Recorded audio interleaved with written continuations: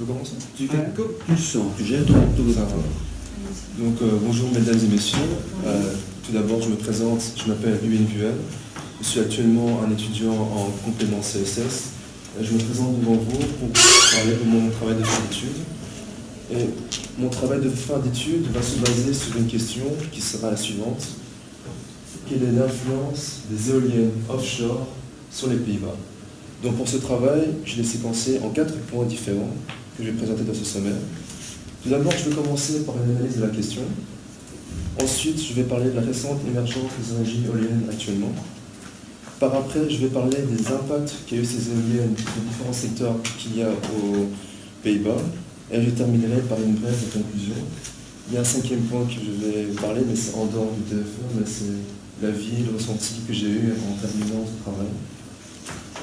Donc, pour commencer l'analyse des questions, pour moi, avant d'attaquer la question, il est intéressant de connaître les 3 termes les plus importants pour savoir bien parler de la question. Les 3 premiers mots sont éolienne, offshore et Pays-Bas. Donc, je vais commencer par le mot éolienne. Pour ceux qui ne connaissent pas, une éolienne, c'est un dispositif qui va créer de l'électricité en convertissant l'énergie du vent. Donc, l'énergie qu'il va créer, c'est une énergie qui est appelée éolienne. Et cette énergie éolienne, c'est une énergie qui est caractérisée de renouvelable, dans le sens où sa production ne crée pas de gaz à effet de serre. Donc on peut dire que c'est une énergie qui est propre. Donc, le deuxième mot, c'est offshore. C'est un mot qui vient de l'anglais, qui s'oppose à onshore. Et offshore, ça veut dire en dehors des terres. Donc dans ce cas, mon travail, ça sera sur la mer.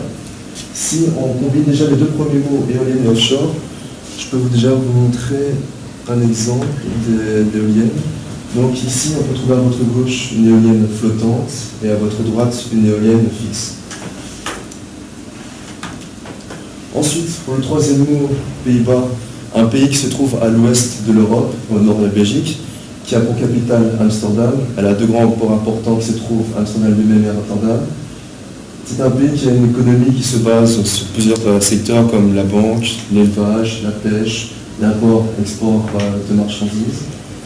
Un petit explication en plus pour un peu appuyer mon choix sur les Pays-Bas. Il faut savoir que les Pays-Bas a une caractéristique assez spéciale, parce que c'est un pays qui a une partie des terres qui constituent les Pays-Bas sont des terres qui ont été gagnées sur les mers à l'aide de moulins et de digues et de dunes. C'est aussi une des raisons. Enfin, vous avez déjà des connaissances en fait de la lutte des éléments. C'est-à-dire que ça m'a un peu plus appuyé sur mon choix. Donc pour expliquer brièvement comment ça se passe, on va isoler la terre voulue par des digues et des dunes et on va mettre des éoliennes et c'est avec une sorte d'espèce de vis de rotation qui va pomper l'eau et ramener l'eau à un autre endroit. Donc si maintenant on combine les 2 mots, là on peut trouver un exemple d'éolienne offshore qui se trouve aux Pays-Bas.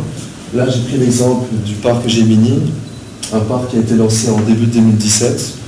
On peut trouver actuellement 150 éoliennes. Chaque éolienne peut plus ou moins fournir 4 MW. Ça, c'est juste pour un exemple pour montrer une éolienne